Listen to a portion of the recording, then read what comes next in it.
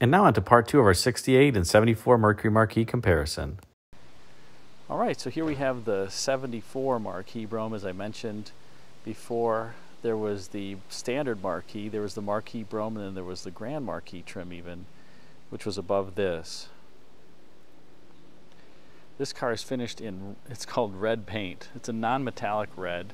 It's funny, both of these cars have a variation of the red, white, and black theme, but not identical. This is red with a white top and a white and black interior, white with a black top and a red interior. But there were only 430 out of about 25,000 of these pillared sedans. Actually, Ford called them pillared hardtops because they didn't have the framed glass that were made. So super rare color combination. It looks great with these luxury wheel covers, which were optional on this car. Ford was really trying, or Mercury was trying to emulate the Lincoln styling theme. You notice they have the block lettering that spells Mercury here. The only year for that, wasn't there in 73, just said Mercury above the headlight. And then in 75 they would get rid of it as well. But the Lincoln of the year has the same block lettering. So really trying to play that up, including even this hood ornament, which is really weird. It's kind of a Lincoln logo from the Mark IV rotated by 90 degrees with these slats on it and a wreath around it. 75, this would rotate back to being vertical and have the wreath around it. So this hood ornament was used only in 73 and 74.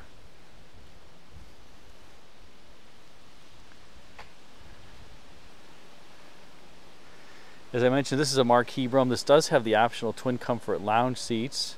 You can see it's a split bench with 2 armrests. The high back buckets, or high back twin comfort lounge seats, went away after the 73 model year, so this was the best seating you can get, and it's still very comfortable. 1 year only seat pattern, and I think this is kind of as a riff on the, my 70 Electra had almost an identical seat pattern in it, with this middle section with some embroidery. I'll put a picture of that. You could get this in vinyl or cloth. My brown 74 has cloth. This is it's a really high quality vinyl. It's super soft. This is not a cheap vinyl. It almost feels like leather. It's a really nice job. Roomy back seat. You can see the black carpeting here. Black dash, black carpet. Some really distinct shag carpet too. Very thick nap. That would start going away pretty soon thereafter. The 71s and 2s don't have as thick a carpet. The 73s and 4s do, and it's really nice. As I mentioned, you can see the black instrument panel. This car has quite a few options, including power seat on the driver's side, cruise control, which gave you a different steering wheel with the buttons on the wheel. It does have air conditioning. It has, interestingly, just a 1-speaker AM radio. There's no speakers down there in the kick panel area of the doors. It does have power locks. One thing about this vintage as opposed to the 60s vintage is the window motors are robust, but the plastic gear train in them tends to break. So I've replaced, or had Tony Lawler of Tony's Car Care in Vandalia, Illinois, replace a few of those gears for me. Very typical issue. I don't trust myself to take off all the door panel and everything and keep it all in one place, which is one reason why, this car is almost 50 years old now, and these armrests are have yellowed, interestingly. In spite of it being an always garage car, you can see the dash pad's perfect. It's just age. Not a hard repair. You can respray those. SMS makes paint to redo that. I just haven't done it yet. Hasn't bothered me all that much. And the rest of the interior, looks really nice between the seats and the dash and everything. I'll get to it one day. Similarly, the doors on these cars close really nicely. This is a 1 year only rear end treatment. Does have the first year of the 5-mile-an-hour bumper in the rear, but you can see it's set pretty proud from the overall body. They did bring back the trunk lock here for 74 after it being gone in 72 and 3. It was there in 71, gone 72-3, back in 74. I have no idea. Probably cost savings, and then it looked kind of plain. Here I've put, I was able to find an NOS piece. The original one wasn't in bad condition, but usually this red doesn't quite look perfect. And on a red car, you got to have this bright red. By the way, if anybody has any of these old stock, I wouldn't mind buying them as well to have a spare. This car does have a body side molding. If you're a Hawaii 5.0 fan, you'll notice that for whatever reason they've moved the body side molding slightly lower, and it terminates in right behind the edge of the front wheel as opposed to going all the way forward. I have no idea why they did that, specific to that car, which was a black hardtop.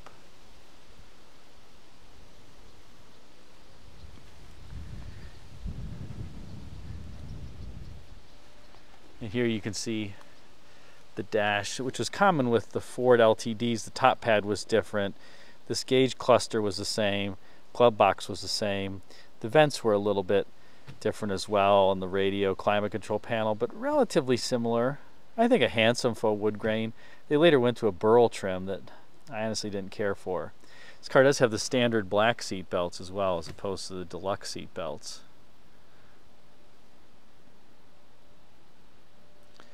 Let's check out the trunk. This car does have the optional remote trunk release. So we can check that out.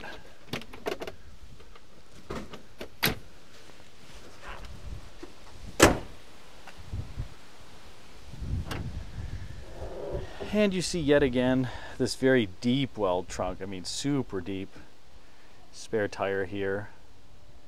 This car came from Arkansas. It actually was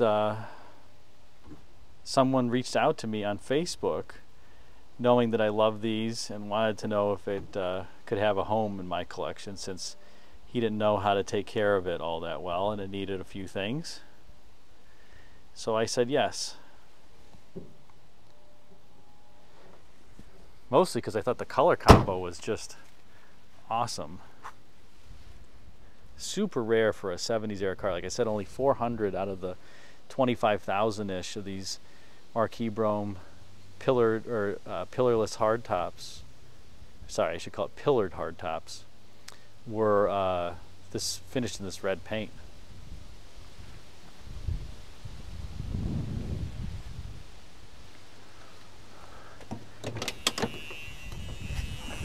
And we can check out under hood here as well. These do have a locking hood release. And in 1974, the 460 was the standard engine. The 429 was no longer standard. It had gone by the wayside. 460 was a Lincoln exclusive until midway through the 1972 model year, when it became optional. So not detailed under here. Like I said, it was an Arkansas car, so it's got some Arkansas dust, but you know, just an original car. Does have the, from the factory in 74, they had the seatbelt interlock override switch there. Seatbelt overlock has been disabled, but you push that button if you had an issue with it, so that otherwise it would force you to buckle your seatbelts and the passenger seatbelts before the car would start.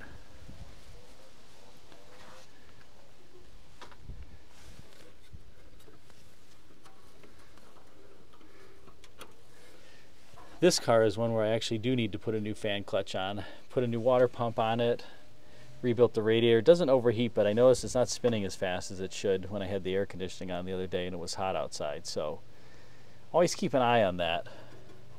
I check those every year. Have put a new master cylinder on it. There's the cruise control servo. We'll start it up.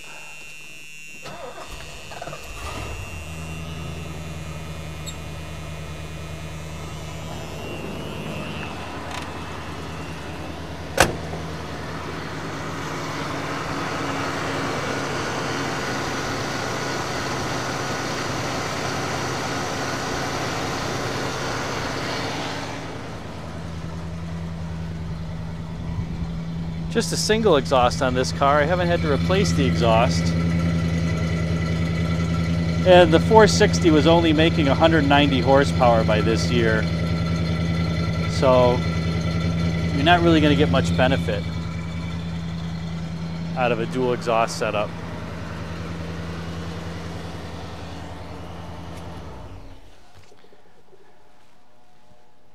You can still see the fan spinning there. By the way, these pulleys, this one's starting to get a little noisy. I have plenty of spares. Typical part, this bearing in here fails because this belt has a funky routing.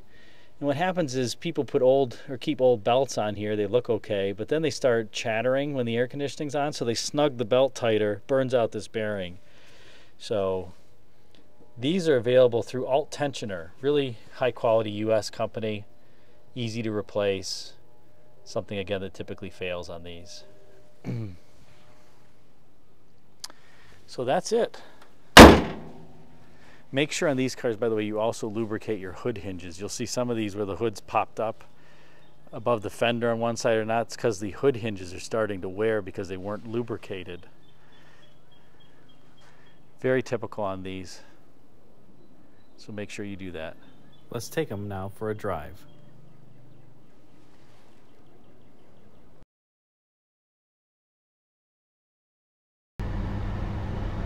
All right, so here we are in the 68 Marquis. Just a lovely riding car. You don't buy Fords of this era if you like good handling. They do not generally have good handling. They are engineered to be, I would say, very ride compliant. Hence the ride by Lincoln Mercury that you often heard in the later years. But ride well they certainly do. I mean, better than anything from a contemporary standpoint. This is not a great road, and this suspension system just soaks up the bumps with very minimal impact harshness. The other thing about the Fords is the steering ratio is very, very slow, especially compared to GMs and Chryslers of the era. And the steering boxes sometimes have a little bit more slop, although you can tune that out. There's an adjustable nut under hood. But in general, this is not the driver's car, so to speak. Not something that's a great handle. If you want something to just kick back, relax, make miles, then these Fords from this era are great. I will say, in comparison to the 74, this one is a firmer ride. It doesn't have as much of a wallowy nautical feel to it, probably because the car weighs 900 pounds less than the 74. So while it's a heavy car at almost 4,000 pounds, it's really not heavy in comparison to that other next generation. But a very pleasant car. I will say too, the air conditioning system in this car works, and the outlet temperature is very cold, in the mid 30 degrees. I put a thermometer on it. It just isn't quite the, it's not as good as the GM systems of the era. And that's just a function of the BTUs and the system capacity. So on a 95 degree day, you're operating it kind of on high all the time. A GM car, even a black car on a 95 degree day, it'll still freeze you out if you put the fan on high and it's 95 degrees outside, even on maximum recirculation. So not a big issue, just a comment that, you know, the GMs, I would say, are colder. The GMs do handle better too and have better steering. The brakes on this are not bad. This is the optional power disc brakes. They work very well. No complaints from my standpoint. And overall, just the ride of this is so sublime. The quality on the Fords of this era from 67 to 74, really compared to the competition, is excellent. The build quality of GM was really starting to falter during this time period, and Chrysler had challenges with their fuselage car build quality almost just throughout this whole time frame. So the Fords are built really well. The body fits are very good. The door closures are great. you know, if I have the windows up, I have the windows down right now in this one because it's such a nice day, but the 68 versus the 74, the 68 is relatively quiet at speed. I would say the 74 is even more quiet, especially on the freeway. Now here you've still got the vent windows that give you a little bit of wind noise and wind rush. On the 74, you have even more sound deadening. You don't have the vent windows any longer, and it is a little bit quieter. Overall, I mean, a lot of people are aware of the 7-liter Galaxies and the Galaxies of this era. You know, the Mercurys are a lot harder to find, but better equipped generally and cheaper to acquire. It is tough if you want to find a 428 powered Mercury. Those are tough to find. They didn't make many. They were about 15% penetration of the overall run.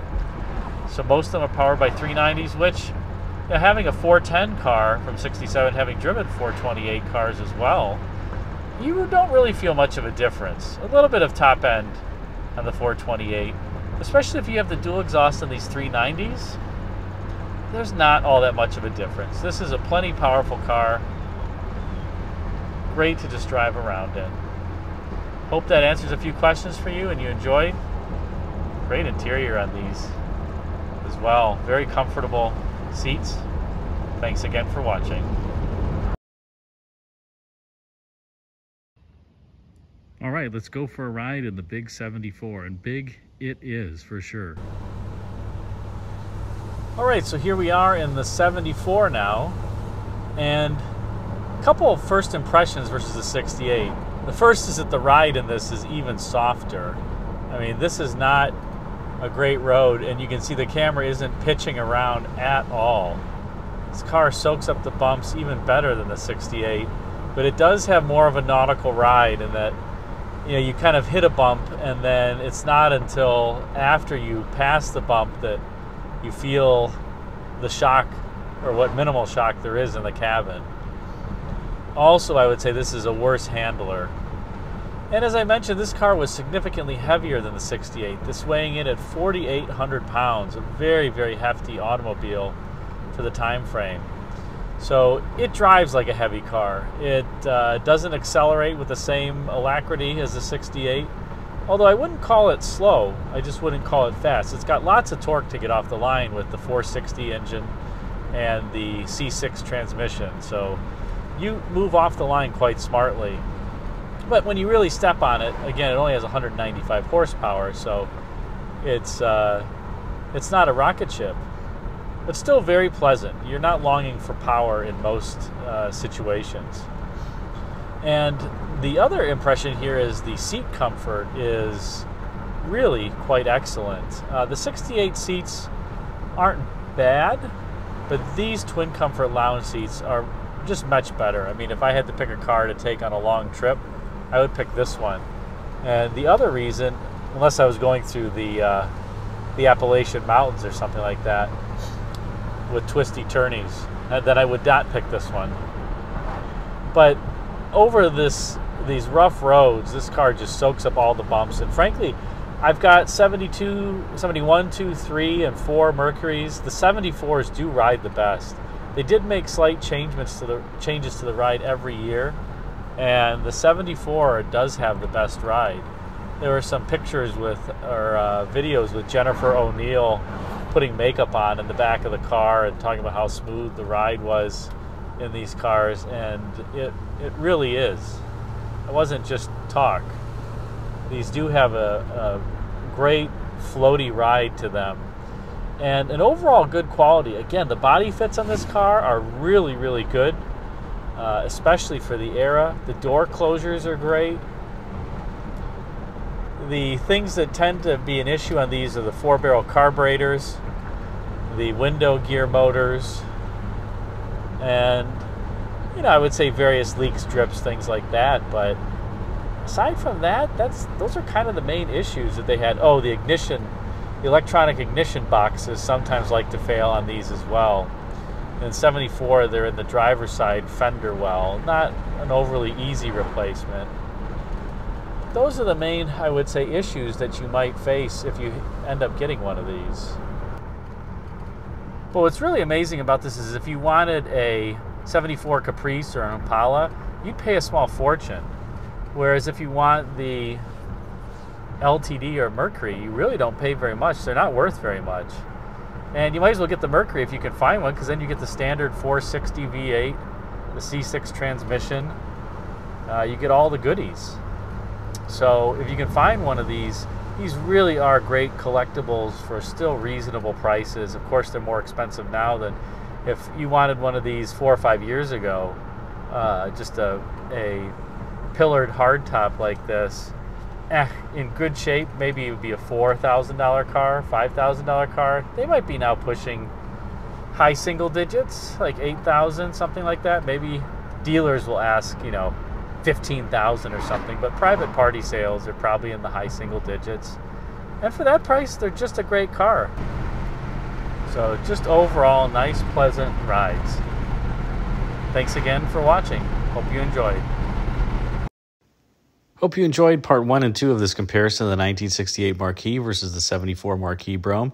If you did, be sure to like, comment, and subscribe. If you really liked it, hit the super thanks icon, which is the heart-shaped icon with the $sign of it at the bottom right of your video browser. And until next time, check out the video thumbnails at bottom left and right for some suggestions for you. Thanks again for watching. Until next time, take care.